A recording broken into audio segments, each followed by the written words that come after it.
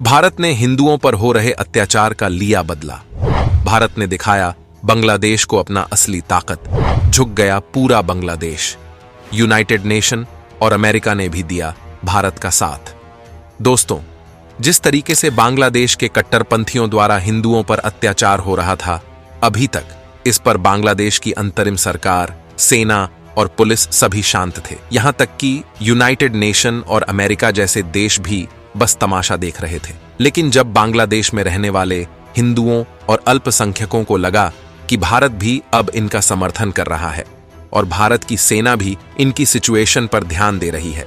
तो हाल ही में बांग्लादेश के लगभग सभी हिंदुओं और अल्पसंख्यकों ने एकजुट होकर सड़क और गलियों में उतर गए और बड़ी संख्या में जय श्री राम और जय श्री कृष्ण का जयकारा लगाते हुए प्रोटेस्ट की शुरुआत की। और यह प्रोटेस्ट इतनी बड़ी संख्या में हिंदुओं ने जुटकर किया कि बांग्लादेश की आंतरिक सरकार को भी झुकना पड़ा और उन्होंने पहली बार इस पर अपने बयान दिए हैं। इसके अलावा जो यूनाइटेड नेशन अभी तक चुप्पी साधे हुए बैठा हुआ था, वह भी इस पर मजबूर होकर पहली बार आवाज उठाई है, जिससे बांग्लादेश की सरकार को बहुत बड़ा झटका लगा है। इसके अलावा हाल ही में यह खबर निकल कर आ रही है कि बांग्लादेश की जो टेक्सटाइल फैक्ट्री बंद पड़ी है,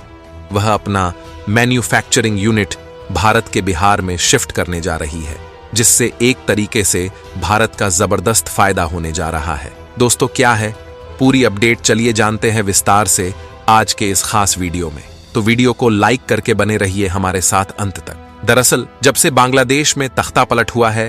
तब से लेकर अब तक बांग्लादेश के हालात बिगड़ते ही जा रहे हैं। बांग्लादेश की पूर्व प्रधानमंत्री शेख हसीना अपने देश को छोड़कर भारत में शरण ले चुकी हैं और वहां पर मोहम्मद यूनुस को अंतरिम सरकार के रूप में चयन कर लिया गया है। लेकिन इसके बाद भी परिस्थितियां कुछ इस कदर चल रही हैं कि मानो बांग्लादेश में किसी भी सरकार का कंट्रोल हो ही ना, क्योंकि अभी तक लगभग एक हफ्ते बीत चुके हैं, लेकिन बांग्लादेश में हिंदुओं पर अत्याचार दिन पर दिन बढ़ता ही जा रहा है। दरअसल 5 अगस्त को शेख हसीना जी के द्वारा बांग्लादेश छोड़कर भारत आ जाने के तुरंत बाद हिंदू समुदाय पर वहां के कट्टरपंथियों द्वारा लगातार हमले हो रहे हैं।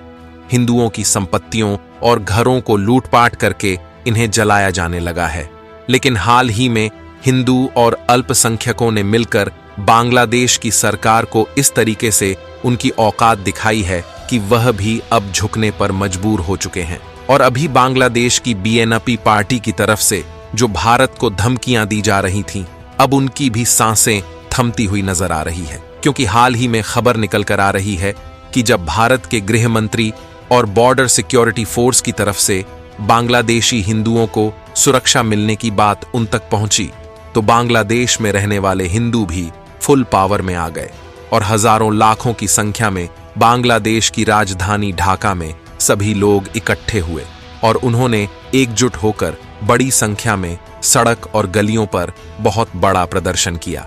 जिसमें इन लोगों ने जय श्री राम और हरे कृष्णा का जयकारा लगाते हुए बांग्लादेश की अंतरिम सरकार को सीधा बता दिया कि यह देश किसी के बाप का नहीं है और हम हिंदू इस अत्याचार को बिल्कुल भी नहीं सहने वाले। और इन प्रदर्शनकारियों ने बांग्लादेश की अंतरिम सरकार और यूनाइटेड नेशन को इतना बड़ा झटका दिया है कि अब यह भी अपनी जुबान खोलने और भारत का साथ देने के लिए मजबूर हो चुके हैं। और यह रिपोर्ट आज निकल कर आ रही है, जिसमें आप साफ साफ देख सकते हैं कि खुद मोहम्मद यूनुस, जिन्हें बांग्लादेश की अंतरिम सरकार के रूप में सिलेक्ट किया गया है, उन्होंने हिंदुओं पर आवाज उठाई है और उन्होंने खुद हिंदुओं और माइनॉरिटी पर हो रहे अत्याचार को लेकर चिंता व्यक्त की है। हालांकि अभी तक उनकी पार्टी की तरफ से ही भारत को चेतावनी दी जा रही थी, लेकिन अब खुद झुकने पर मजबूर हो चुके हैं। और इतना ही नहीं, बल्कि हिंदुओं के इस प्रोटेस्ट ने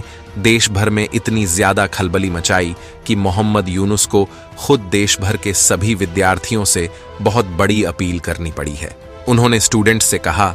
कि आप ही लोग इस देश में हो रहे अत्याचार को रोक सकते हैं, क्योंकि देखा जाए तो यह जो हालात बांग्लादेश में बिगड़े हैं, यह सब विद्यार्थियों के द्वारा ही शुरू किए गए थे। आपको बता दें कि रंगपुर शहर में बेगम रुकैया विश्वविद्यालय में मोहम्मद यूनुस ने छात्रों से कहा कि हिंदू और अल्पसंख्यक भी इस देश के लोग हैं आप इस देश को बचाने में कैपेबल हैं और आप ही लोग इन परिवारों को बचा सकते हैं। उन्होंने विद्यार्थियों से यह भी कहा कि आप लोगों को आगे बढ़ना चाहिए और सभी अल्पसंख्यक हमारे भाई बहन हैं और हमें मिलकर उन्हें बचाना चाहिए और उन्हें कोई भी नुकसान न पहुंचा पाए। और न सिर्फ बांग्लादेश की अंतरिम सरकार ने इस पर पहली बार अपने कदम को आगे बढ़ाया है, बल्कि खबर निकल कर आ रही है कि जो यूनाइटेड नेशन अभी तक बांग्लादेश में हो रहे इन अत्याचारों पर चुप बैठा था, वह भी बोलने पर मजबूर हो चुका है और उनकी तरफ से पहली बार बयान निकलकर सामने आया है। और यूनाइटेड नेशन की तरफ से जो बात कही गई है उससे बांग्लादेश भी हिल गया है, क्योंकि यूनाइटेड नेशन ने बांग्लादेश में हिंदुओं पर हमलों की निंदा करते हुए बांग्लादेश की सरकार को इस पर ध्यान देने की बात कही है। बांग्लादेश में अल्पसंख्यक हिंदू समुदाय के खिलाफ हिंसा के बीच यूनाइटेड नेशन के महासचिव एंटोनियो गुटेरेस के प्रवक्ता ने कहा कि वह इस तरीके के किसी समुदाय पर अत्याचार करने के बिल्कुल खिलाफ है और इसमें बांग्लादेश की सरकार को सावधान रहने की जरूरत है। हालांकि जिस तरीके से अब भारत इसकी तैयारी लेकर आगे बढ़ रहा है और यूनाइटेड नेशन भी भारत का साथ देने के लिए तैयार है, इससे बांग्लादेश की स्थितियां जल्द ही सामान्य होने की उम्मीद जग गई है। लेकिन यह कब तक होगा, इसके बारे में कुछ भी कहना काफी ज्यादा मुश्किल है, क्योंकि अभी भी बांग्लादेश में हिंदू अल्पसंख्यकों पर हमले हो रहे हैं